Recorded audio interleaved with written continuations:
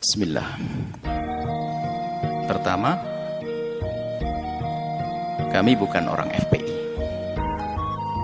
Harus tahu itu. Saya bukan anggota FPI. Kemudian setelah itu, yuk kita pandang segala permasalahan dengan akal yang jernih dan hati yang tenang.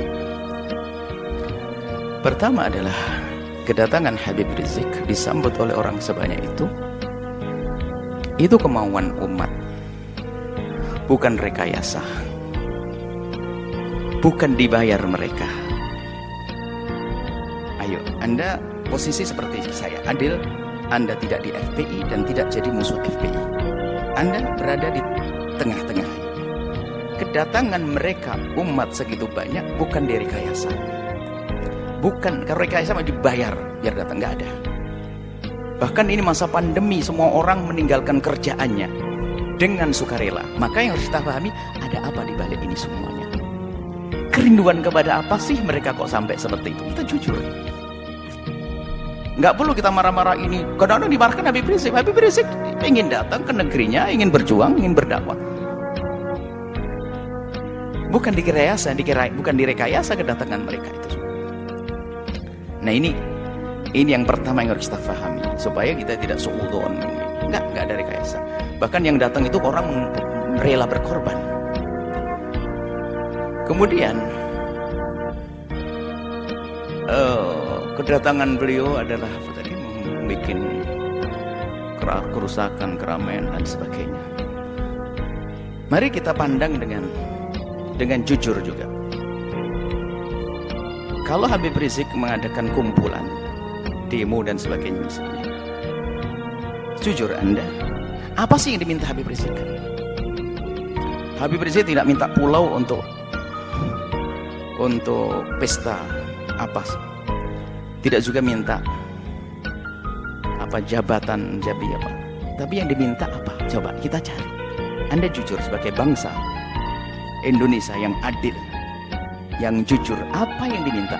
Jejer permintaannya apa sih? Dulu permintaannya adalah bagaimana ada orang yang mengucapkan kalimat yang merendahkan umat Islam dengan merendahkan Al-Quran, ayo diadili. Apakah permintaan semacam ini salah? Coba dilihat dulu apa sih permintaan Habib Rizik. Ini harus jujur. Anda melihat Habib Rizik kalau kumpul-kumpul minta apa? Yang diminta apakah Habib Rizik ingin pemerintah memfasilitasi, Habib Rizik ingin membangun tempat minuman keras paling besar sejagat raya? Enggak juga. Kalau Habib Rizik minta begitu, kita berontak semuanya. Yang diminta apa? Coba kita jujur. Yang diminta baik atau jelek? Kalau yang diminta baik, kenapa kita bingung yang diminta baik kok? Keadilan misalnya. Harus ada misalnya menghentikan kemungkaran. Selagi yang diminta baik, isunya yang diminta baik ini, maka jangan gampang menilai orang dengan buru-buru. Sekarang jujur, minta apa? Anda bisa melihat di media. Atau Anda datang kepada Habib Rizik, minta apa? Kan begitu, yang diminta apa? Yang diminta adalah yuk kita menegakkan. Habib Rizik misalnya, FPI di beberapa tempat, minta agar kemungkaran di sini dihentikan. Loh, kemungkaran dihentikan, apakah permintaan yang salah? Karena kemungkaran itu akan merusak orang lain. Coba yang diminta apa? Ini jujur. Kalau yang diminta adalah menghentikan sesuatu yang membahayakan umat. Umat membahayakan itu bukan saya membahayakan di dunia, kita punya iman di akhirat. Yang membahayakan di dunia nggak boleh. Misalnya Habib Rizik memasang ranjo-ranjo, kita hentikan. Membahayakan di dunia. Memberhentikan membahayakan di dunia pun harus membahayakan urusan dunia, kita wajib menghentikan. Apalagi jika yang diminta adalah menghentikan segala sesuatu yang bakal merusak akhiratnya umat misalnya. Dan itu memang yang diserukan adalah selama ini yang kami ketahui adalah mengajak itu.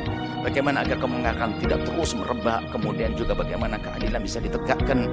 Di saat menuntut keadilan bukan berarti orang-orang yang lagi berkuasa 100% tidak adil. Ada beberapa tempat yang kurang serasi atau perlu disesuaikan agar terjadi keadilan.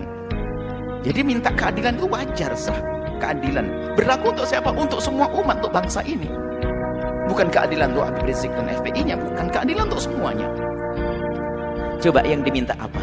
Nah, ini maksud kami adalah jangan buru-buru menilai. Yang diminta apa?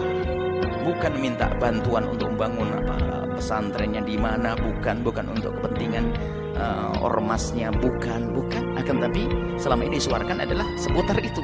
Bagaimana menghentikan kemungkaran, bagaimana menghadirkan keadilan, kemudian bagaimana membatasi sepak terjang orang yang tidak banyak manfaatnya untuk negeri ini misalnya, dengan suara-suara seperti itu. Bagaimana menghentikan kebobrokan moral. Ini kan permintaan yang baik semuanya. Kalau seandainya menyuarakan selain Habib Rizik, bagaimana? Kalau Anda mau, kenapa di saat disuarakan Habib Rizik tidak mau? Jujur, ini harus perlu kejujuran ini. Kita menilai dari luar seperti ini. Selagi keinginannya baik, maka adalah permintaan itu harus kita jadikan sandaran kita untuk menilai. Kemudian selanjutnya kepada Bapak Presiden atau siapapun yang akan menjadi presiden, ini adalah risalah cinta kami kepada Pak Presiden.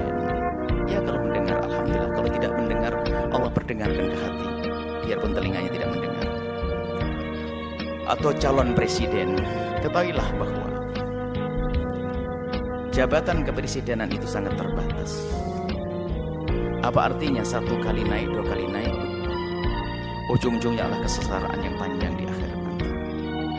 Maka mumpung Allah beri kesempatan untuk naik surga tertinggi, maka hendaknya Pak Presiden atau para calon presiden itu, apalagi yang mereka adalah benar-benar ahli la ilaha illallah, termasuk Pak Presiden kami yakin ahli la ilaha illallah, orang beriman.